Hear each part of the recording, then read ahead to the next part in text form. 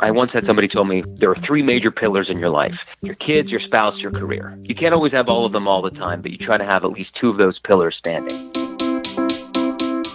Hey everybody, Eddy here for the Life of Dad show. Here in the Life of Dad show, we love to interview dads who've made a name for themselves, whether they're actors, athletes, entrepreneurs, CEOs, musicians, entertainers. They all share a common thing that they're most proud of, and that's being a dad. Today, I'm going to be talking with ABC News correspondent Matt Gutman. Matt just came out with a book called The Boys in the Cave, Deep Inside the Impossible Rescue in Thailand. We talked about his new book, reporting on that impossible rescue in Thailand, and also about fatherhood. Hope you enjoy my interview with Matt Gutman here on the Life of Dad show.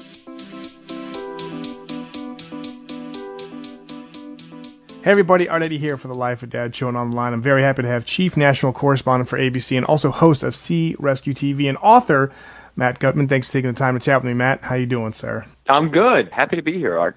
Yeah, big fan of your work. First of all, before we get into fatherhood, I want to say congratulations on your book, The Boys in the Cave. It talks about, the miraculous rescue of the 12 Thai boys who were trapped alongside their soccer coach in an underground cave for 3 weeks. I mean, obviously this happened this year. I was watching. I remember talking to my neighbors and family and friends about this, and, we were praying for them. But, I mean, you were there. You were covering the story.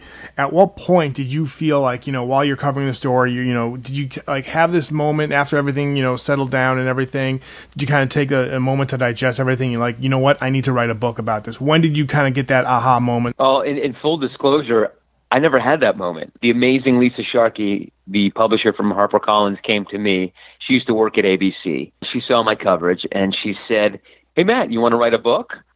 And pretty quickly I responded. Actually, I didn't even see it because she Facebooked me, and I don't go on Facebook all that much or check messages. Yeah. And so it sat there for a few days, and then I went and looked, and I said, "Whoa!" And then I responded, I'm like, "Yeah, sure, I'll write a book." I've never written a book, but I was a print reporter many moons ago, and I used to churn out a lot of words a week.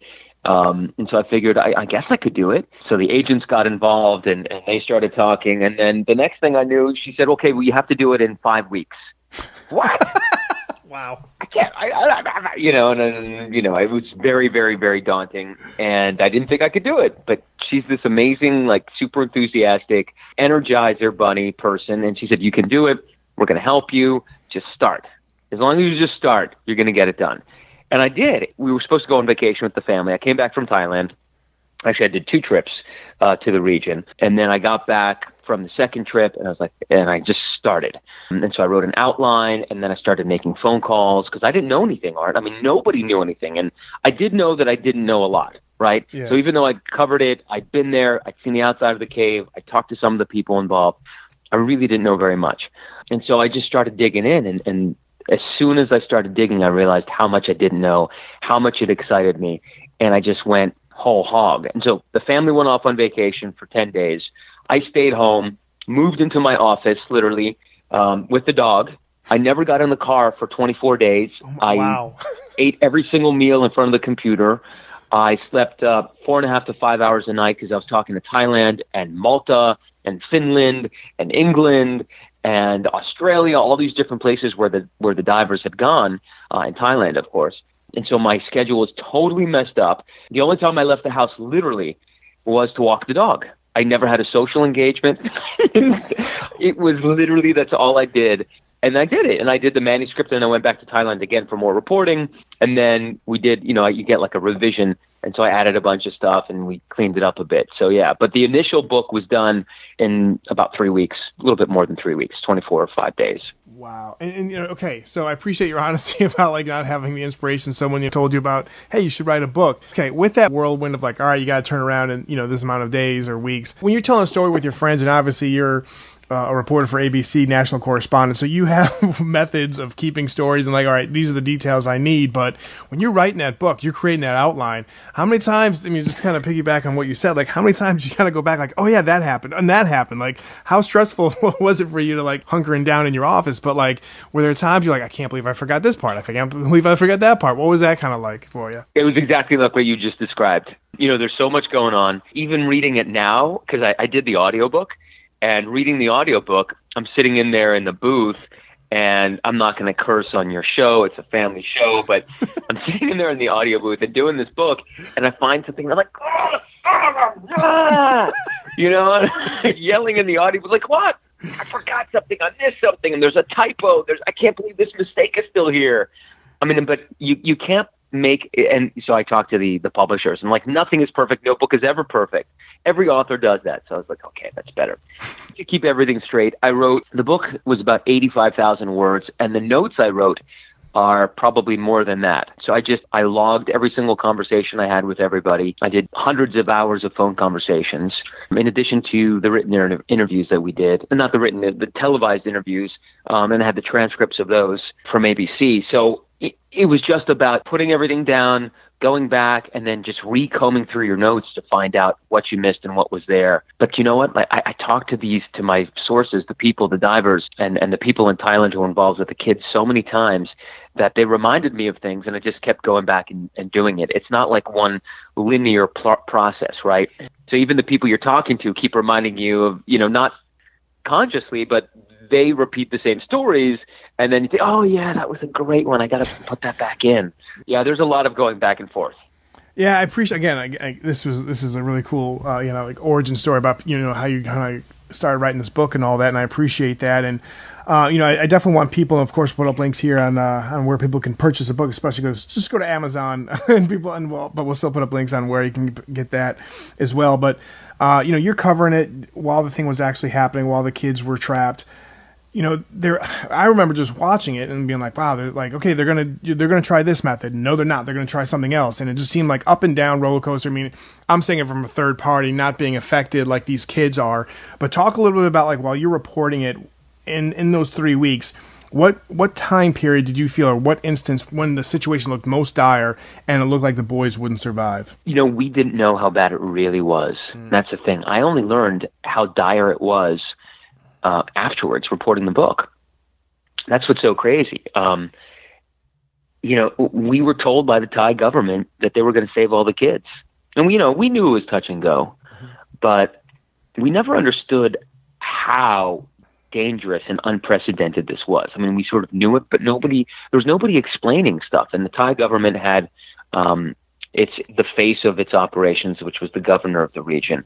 And, he did these periodic press conferences, and he was pretty gung-ho most of the time. He said it's a very risky operation, but, we hope to save them all. But once I started to really get into the guts of the reporting, I learned that the divers themselves gave the boys a 20% chance of survival. They thought that between 9 and 10 of 12 boys would die on the way out, and that, who knows what would happen with the coach. It had never been done. Not many people in the world. So there are probably, 10, 12, 15 people in the whole world who could have done that dive to begin with, right? Diving a mile and change in. It's like they were a total of 1.5 miles, 1.7 miles into the cave. So there's about 700, 800 yards of it, which is just a little bit of water, but mostly like up and down in a tunnel, stalactites banging your head, but, pretty navigable. Yeah. The rest of it, the mile or more, was underwater. And there weren't many people in the world who could do this kind of dive in those kinds of conditions with that kind of current pushing them out in water that was the color of coffee, in water that was also cold. It's just not done, So these guys are thinking, all right, it takes an expert cave diver to be able to do this. These kids have been in there for 12 days. When they started extracting them, it was more like 16 days. They finally started to eat after 12 days. They were discovered after 10, finally food brought to them after 12. That's how hard it was to get stuff in there. They haven't seen the light of day. They're emaciated. They're hungry. They're psychologically battered, obviously, by just loneliness and being in the absolute dark for that long. And we're asking them to do what only a few people in the world can actually do, which is go a mile in and then a mile back out. Obviously we'll help them. There's no way they can live. Yeah. And what they decided is, there's no way they're going to survive. So what they had to do is drug them. I mean, the concept, Elon Musk came in with this amazing concept of putting them in this space-age aluminum alloy tube and then ferrying them out. But none of that stuff was going to work. The only concept that they realized could work was what I call drug them and drag them, right? I mean, this is like caveman stuff, so to speak. You knock them out and you haul them out. And they were so comatose, those boys, that you could have amputated a leg, an arm, you could have done open heart surgery, and they wouldn't have felt a thing. They were on ketamine, administered intramuscularly, so it takes 1 to 5 minutes to kick in. Yeah. And, they were just knocked into next Tuesday, man. So, the problem with that is that ketamine only lasts for 20 minutes, so you have to re-administer it during the trip, which is a nightmare. We can get to that later. But, yeah, I had, bottom line, we had no idea how dangerous it was. The Thai government didn't know how dangerous the possible dive rescue was until 36 hours before. So the boys got out, the first couple boys got out on July 8th. July 6th, the U.S. Special Forces team is really a special operations team based out from the Air Force, the 353rd. An amazing bunch of guys. If anybody's ever had contact with these people, you're a lucky person because they are U.S. Air Force's Swiss Army knives, and they're really nice guys. Yeah. They don't have an attitude, and they're just amazing, intelligent, brilliant, tough people. Anyway, they had come up with a plan. They had corralled all of these foreign divers and said, okay, here's what we have. These are the resources. Here's our time frame. And they presented it to the Thai government, which basically wanted everybody to wait. They wanted to wait out for the entirety of the monsoon season. Americans came to them 36 hours before another massive, or I guess 4 days before a massive monsoon was supposed to hit and reflood the cave even worse.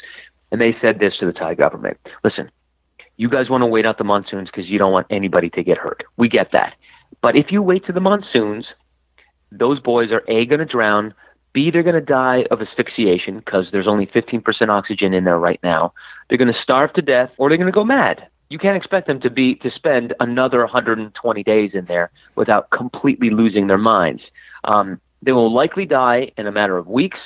The only way you can save some of them is through a rescue dive. If you want to wait, you will lose all of them. Every single one of them is going to die. And the Thai government didn't really know how bad the situation was in the cave for various reasons, mostly because they didn't want to. This had become such a big story in Thailand that people and the government, people were obsessed with it. That's all they watched. There was 24/7 live coverage of this thing. And so the Thai government had promised its people that it was going to get these kids out alive. And now they're being told by the Americans that all these kids are going to die if they proceed with their plan. The only way to do it is to dive them out, but diving them out might cost the lives of many of them or most of them. So the Thai government really was in a pickle. It chose the courageous move, which was to risk some of the lives of the boys. Eventually, that was the right move because all of them survived miraculously. But to circle back to your question, no one had any idea. Certainly not the press, not even the Thai government until really 36 hours before this thing happened, before the rescue began, of how perilous this was for the kids and how slim the chances were that they would get everybody out. It's just incredible.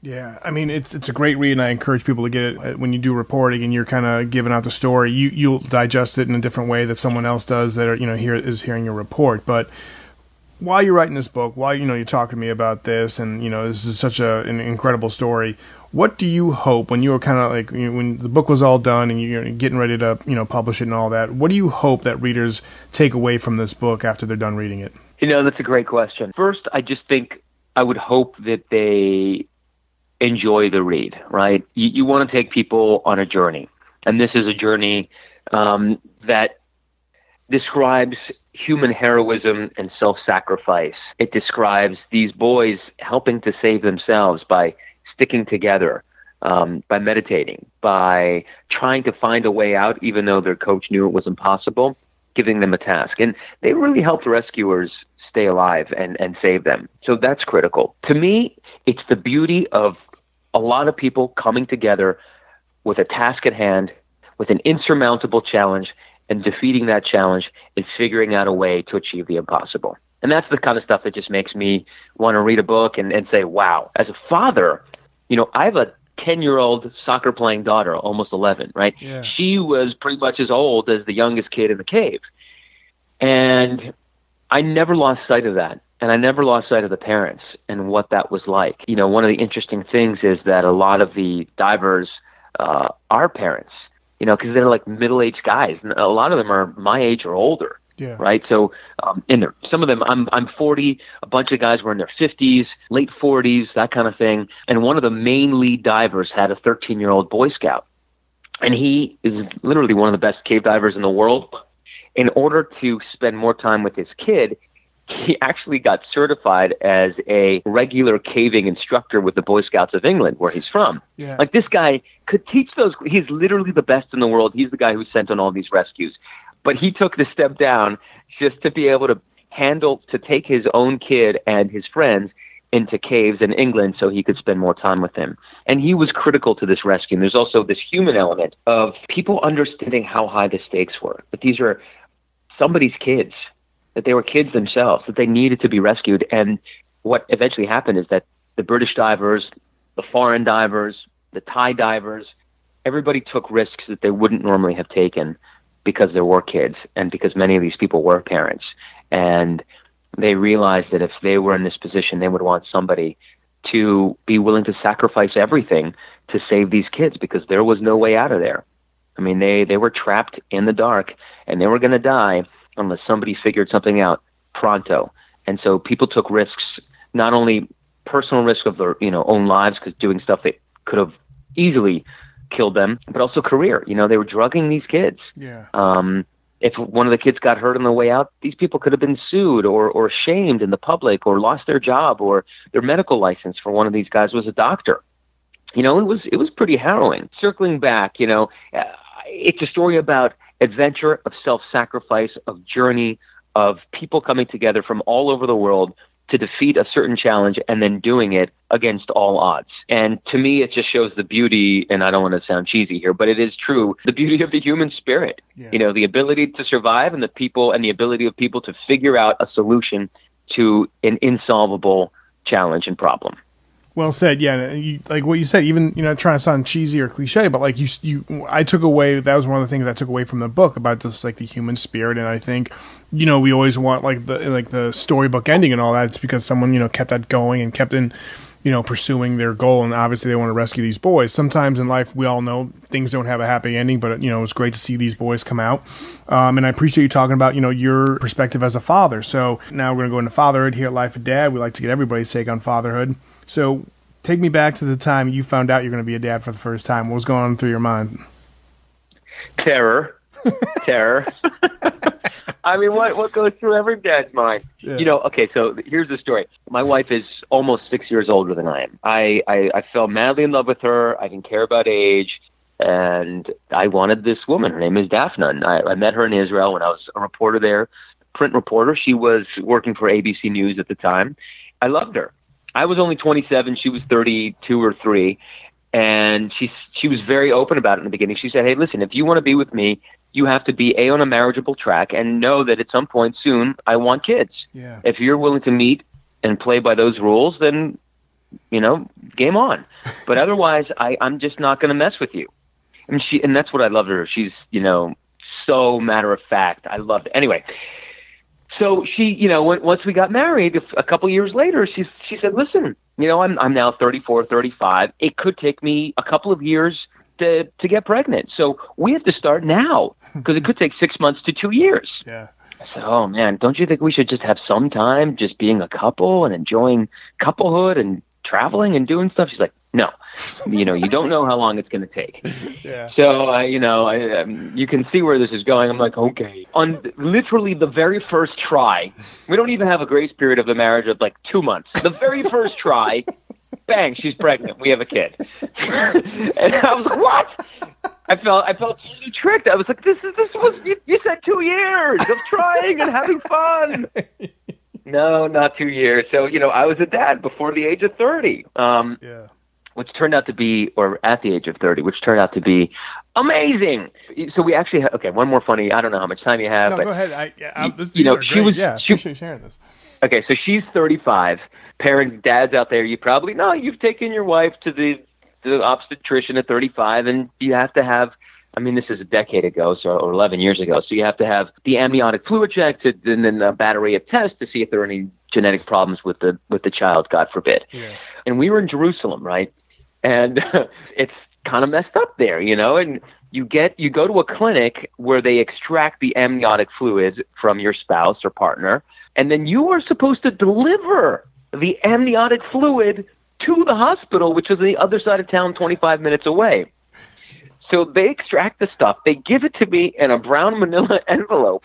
I'm with my wife. She's like 4 or 5 months pregnant, and I'm like, and there's a time limit. You got to get there in an hour or so because you don't want it to get overheated or anything. Yeah. And so I'm running through the streets of Jerusalem trying to, and I parked at a parking lot, and they like stack the cars up behind me. I'm like, you got to move the cars now.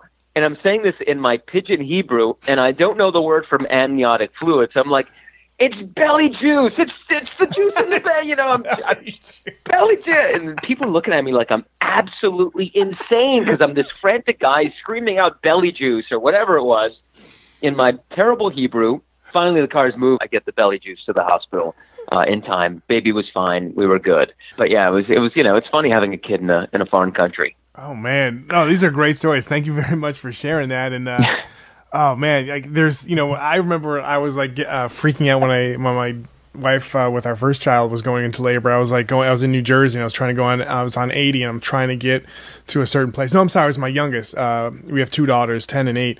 And I remember like yelling at people, I was driving on the breakdown lane, and I'm guessing you spend time in Jersey, and so like people hate when other people are taking shortcuts to get a faster route than everybody else if they're going on, if everybody's stuck in traffic.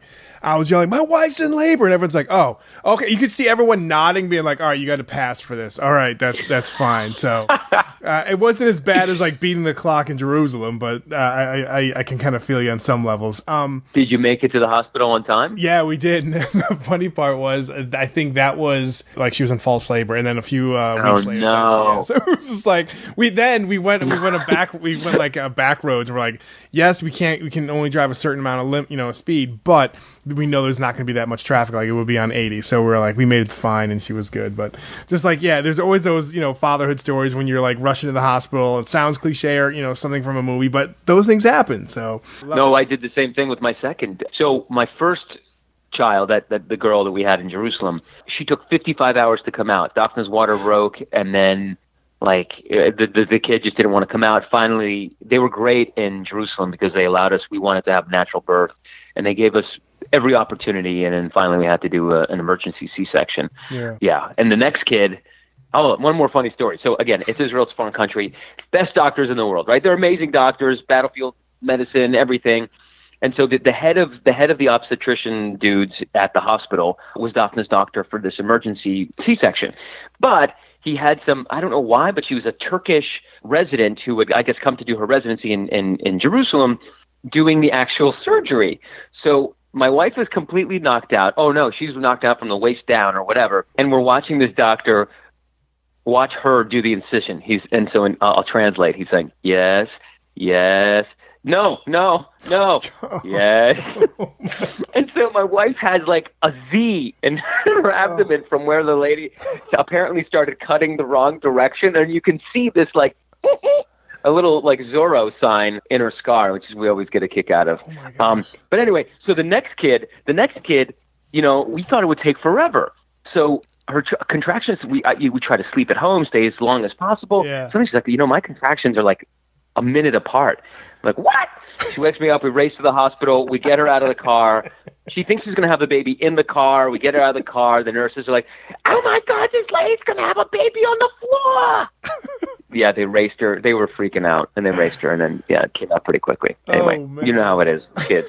They're all so different, right? Each one is so different. Yes, and and for some, here's the thing, Matt. Like, and I don't understand. Like, I have 2 older sisters, and we're completely different. Obviously, we're from the same, mom and dad and all that stuff, and certain things we share in mannerisms, but we are different. And I always thought, like, man, why is Jordan acting so different than Lily? And I'm like, wait a minute, they're 2 different people. They are going to be different. They are going to have different, personalities and all that. But for some reason, when you have your second child, you're like, wait a minute, why aren't they the same? Like, oh, you idiot.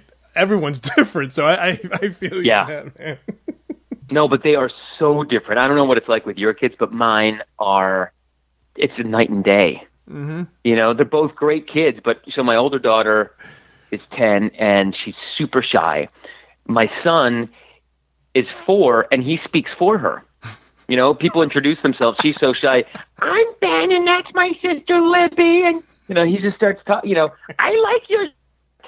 It's just crazy how different kids are, like completely different personalities. Oh, yeah. I mean, obviously, yes, they are different people, but you think it's the same genetic pool of the parents, right? I mean, we are...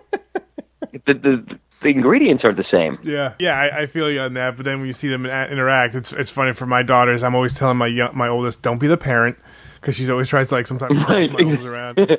And then my youngest, just eat. She's like 8 years old. We thought like, when you're a toddler, it's like chicken nuggets, mac and cheese, but like after a while, like It's like with her, it's like a texture thing. And like there's other kids in the neighborhood, like their parents, the kids the same age, and they say, yeah, it's the same thing. So I'm like, I thought, because my oldest, like she kind of had that phase, but then she all of a sudden started eating everything. Like, I'll try this. But it's just like, if I had a shirt, it would be, don't be the parent for one of them, and then eat for the other one. Because I'm just like, we got to get going. You got school. What are you doing? So... two different personalities right there. I feel you on that. Two more questions before I hit you up with the Life of Dad Quick 5. Talk about some of the core values you and your wife look to instill into your kids as they're growing up. This is one of the reasons that my wife and I work so well together. Education. We live in LA. Our biggest expense is education, frankly. And I don't espouse this for everyone and everywhere, but we pay for private education. It's our biggest expense, more than the mortgage, just because we want our kids to have the best, and we want them to be smart and educated, but I'm not into grades, and neither is she. Honestly, like the only thing I want my kids to be are like, I want them to have the opportunity, but I just want them to be, in Yiddish they say Mensch, like a decent person. Yeah. I don't want my kid to be an a-hole. Like that is the one thing I want to avoid. So we don't give them, I mean, obviously the kids, one of them is 4, but the 10-year-old, like I do not ask her about her grades at all. Yeah. I don't care about that. All I care is that she reads. And she enjoys reading just privately and for her pleasure. So those are the core values. We limit TV and screen time as much as possible. It's awful being a journalist because my life is on a screen. I'm constantly checking the phone. People are constantly calling me. It's really hard. I'm not the best example in the world, but I try very hard. We watch very little TV with them. When we do, we try to watch a movie. We try to do it as a family. Everything that they do watch, we try to vet. We do vet beforehand. We try to make sure it's appropriate for them. We don't let them watch regular TV with commercials because, we just try to shield them from that stuff. I mean, we feel very passionately about this stuff, and, we're not perfect. We try our best. We give our kids junk food sometimes. We let them watch junk food for the brain. You can't be perfect all the time, but that is definitely our aim and we try pretty hard. None of the kids have screens, really. They don't have access to iPads or something. We try. We're not perfect, but we try. And those are the things we care about most. You sharing this, and it's kind of tough, especially because all the kids in our neighborhood are playing Fortnite, and they're like, girls. Right. My God. How come your parents don't let you guys play Fortnite? And I'm just like, all right, look. Wow. There are certain things that you guys can do, and there's certain things we don't want you to do. And it's funny how you mentioned, watching TV, without commercials. The only time that we're really watching TV, or maybe I am, is especially now with the NFL, I'm watching TV, and I love the Red Zone. One, for my fantasy, and two, there's no commercials that I have to explain what is going on and why those two people are taking a bathtub outside, and it's not really about baths, it's about something else. So I'm like, there's just certain things where my wife and I are going to talk to our kids about everything, but we want to be on our own terms. And I agree with you 100% where it's you want them to just read. In the grading system, I remember that movie Incredibles 2 where, Mr. Incredible's like, how are they changing math? Math is math. Why are you changing it? And I feel like now the grading system is totally different, and it's not about what you're learning and what you're, I always felt and I told my daughters this too, and I'm like, do your best. But like I said, I have learned when I was in school, high school, grade school, whatever, I got good grades, but I learned the most if I failed in a test because I'd look back on it and be like, all right, why did I get this wrong? Or how did I mess this up? I totally did this for that. And my daughters, because sometimes they see the competition and you got to get ready for this test to make sure that the teachers are doing right. I feel like there's testing for testing now at school. So I love the fact that you're just read. And one of the favorite stores that our kids love to go to is not really a toy store. It's Barnes and Noble because they love to pick up books. So I'm 100% on your That's awesome. on your side, man. We do too. That is so cool. Let me ask you another question. Fortnite, they don't play. And how much pressure? There's got to be a tremendous amount of pressure. It was funny, like 2 days ago on the dinner table, we were talking about this, and my oldest, she was like, you know what, it doesn't matter that I don't play. It just kind of gets frustrating because people are like, why don't you want to play? Why don't you want to play? And I'm like, look, there are certain games when I was a kid that, other kids weren't allowed to play with, or I wasn't allowed to use or do anything, but I said, there are certain games we'll let you have. And, you mentioned like how they your kids have no iPads or, technology. When we moved from New Jersey to North Carolina, we got our oldest an iPad so she could like FaceTime with her best friend. But they don't have their tablets in their room. We have them. So we have like a limited amount of time. They're like, all right, here you go, you can play. And it's like, I make sure what they're playing and what they're doing. And some of them sometimes are just making stories on the notes on their iPad or whatever. But yeah, it's just kind of funny where for me, and again, every people who are listening to this, everybody is different. You can parent the way you want, and you want to make sure I don't care how someone else parents as long as they're being a positive influence for their kids and they're not harming them physically, emotionally, or spiritually or whatever.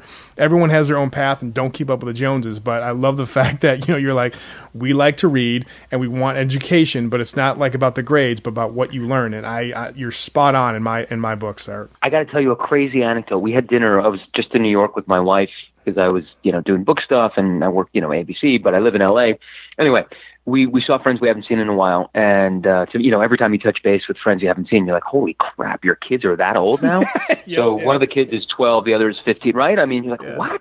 And the 12-year-old is, I'm not going to name names, but the kid is super addicted to Fortnite. And obviously they try to limit the amount of time that he's exposed to it. But the other night they said he's a brilliant kid, but, maybe has a few emotional problems. But he took a knife. They forced him to stop watching Fortnite. He took a knife to his wrist and basically told his mom, if you don't let me keep playing, I'm going to cut. Yeah. And obviously he didn't, but he scared the patootie out of these people. And he's normally a great kid. And the thing with Fortnite, I don't play it. Obviously my kids aren't there yet, but apparently there's no beginning and no end, right? And it's not like you can pause the game. You can't end this. You basically end the session by dying or winning, moving up a level, but there's no pause. Yeah. It's geared to keeping people playing forever. And it was terrifying. And, we had stuff that was probably bad in our time. And I'm not trying to sound like an old fuddy-duddy, but I don't remember anything that was quite so insidious that so demanded and commandeered a child's time and their brain. Yeah. My parents were worried about Mortal Kombat when I was a kid. And after I wasn't going around taking people's heads off, they're still all right, we understand that you're able to differentiate between what's real and what's fake. We get it. But I wasn't playing online, and it was all right, if I lost or it was dinner time, played for 20 minutes. All right, now it's I can pause and I can just stop the game and start again, and it doesn't really matter. But I feel like nowadays kids, I feel sometimes lose the idea of if you didn't give them TV, tablet, or whatever the case may be, just go outside and use your imagination. Be wait a minute. Wait, someone's not going to build this this construct for me. I got to use my own imagination. Yeah. What's going on? So, yeah, a little less screen time I think is good for everybody. Yeah. All right. I'm glad we have that established. Yeah, no doubt. Last question, and I know you probably got a lot of different pieces of advice, but what is one big piece of advice you offer to new dads or dads-to-be listening to this right now? Oh, that's such a tough one. You can't be perfect is really the one. Yes. Yep.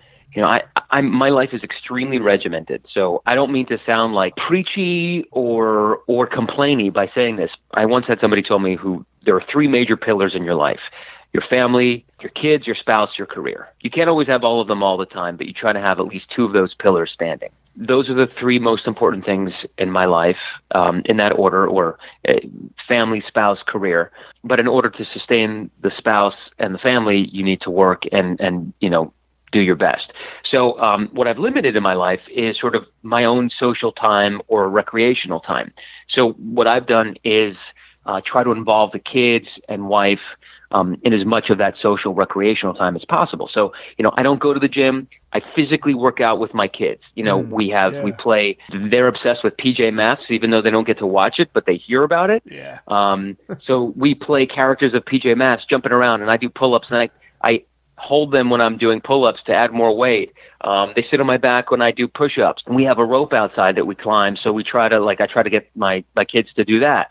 I try to incorporate them as much as possible into the activities that I want to do.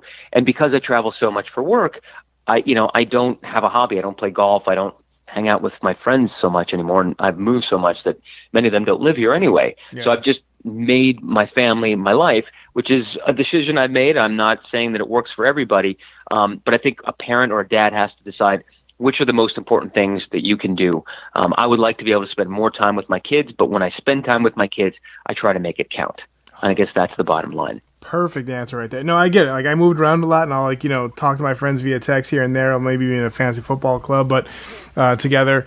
But the neighborhood that we have now, we've kind of befriended, families that we kind of have like similar takes on parenthood, and you kind of like bond with them. Yeah. And we all hang out. We'll all do stuff together. But I love the fact that you're incorporating, working out with them, because that, again, you're leading by example. You're not just saying something, but you're actually doing it. And I feel like kids, once they see you actually doing something, like, oh yeah, Dad's going for a run, I should go with him. So perfect. Thank you very much for sharing that. Now we're going to do the Life of Dad Quick 5. Favorite family movie is what right now? Okay, it sounds so cheesy, but it really is. It's Mary Poppins. Nice. I'm sorry. Before I had a daughter, I had never watched it. What? But, after watching it 5,000 times, I still cry at the end when Mr. Banks flies the kite. I cry because that's all of us. Yep. That's all of us dads, man. Your father, you're trying to live your life. You're trying to make sure your kids have everything that they need. And sometimes you just fail to notice that they just want you. They just want 5 minutes of your unbridled attention to do something really simple. And when your eyes open up to that, that is when the most wonderful parental moments happen. So I did learn a lot from Mr. Banks. Okay. Go ahead. And Mary Poppins. Yeah, Mary Poppins 2, Mary Poppins Returns is coming out. You guys excited for that then, too? No. So, I work for Disney. I work for ABC. And for 2 years, I've been trying to interview Dick Van Dyke because he's my daughter's favorite actor, which is weird. Chitty Chitty Bang Bang, also a great movie. Yeah. She's got the whole series of the Dick Van Dyke Show. I mean, not a normal kid, but a wonderful kid. And I can't do it because he's not giving interviews right now. I'm really upset. But, we're really excited for Mary Poppins 2. And I've heard through the grapevine from people who've seen the screeners that it's amazing. It's really good. Very cool. Favorite family song in the household right now, or is there a band you can't wait to introduce your kids to? Favorite family song and a band I can't wait. No, the kids listen to, music with me, but the Justin Timberlake song that the kids are constantly singing. Hold on, I have it. They put it in my phone. Can't stop the feeling. Yeah. From Trolls, yeah. I mean, it's like 3 years old, and the kid, especially my 4-year-old, still loves to dance to it. So there you go. It is a catchy tune. You lose all self-respect as a dad, right? I mean, you have 2 kids, and like everything you thought you were, you're not. You're watching Mary Poppins. You're listening to Justin Timberlake, who I love. He's great, but that wasn't part of my repertoire before becoming a father. 100% full disclosure.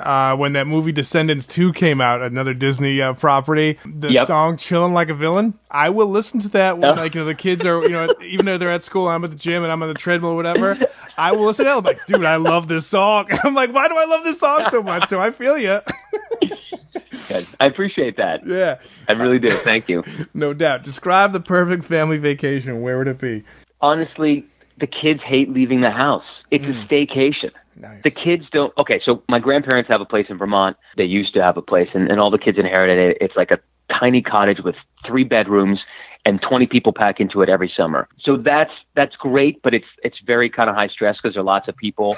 But honestly, my kids' favorite but the kids' favorite activity is just like to stay home and invent games and muck around. Like that's their favorite thing in the world to do with their parents. So. Yeah, staycation. Again, lame, but it is what it is. Whatever works for your family. They hate traveling. Nice. And frankly, I'm on the road like 200 days a year. Yeah. So I really, the last thing I want to do is get on another plane. Maybe 180, but yeah. Yeah. So, there you go. This might be a tough one, but did anyone inspire you to become a journalist and a correspondent? I used to read Tom Friedman when I was young, and he doesn't, I don't see him so much anymore, but he always impressed me. The truth is I was always interested in adventure. And the reason for that is that when I was little, from the age of probably 5 or 6 to 9 or 10, my father used to tell me a story about a guy named Jebediah. Jebediah was a figment of my father's imagination. He began as a character on a whaling ship in New England. in, I guess, the late 19th century. And then somehow, I don't know, he became a British special agent ahead of World War I, and then continued operating through World War II.